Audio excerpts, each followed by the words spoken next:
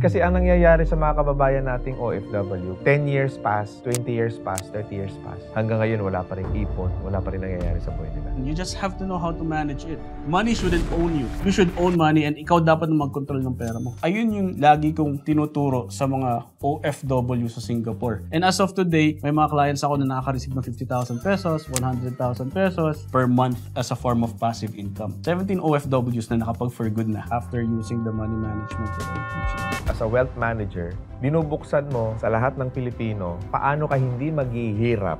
Yun yung tinatrabaho mo. Ang problema na to, yung main root niya, financial literacy talaga. Kaya napakalakas ng advocacy ako dito sa pagtulong sa mga OFW. Malaking bagay ka sa mga kababayan natin. Education really is the key para maging successful tayong mga Pilipino. Financial literacy.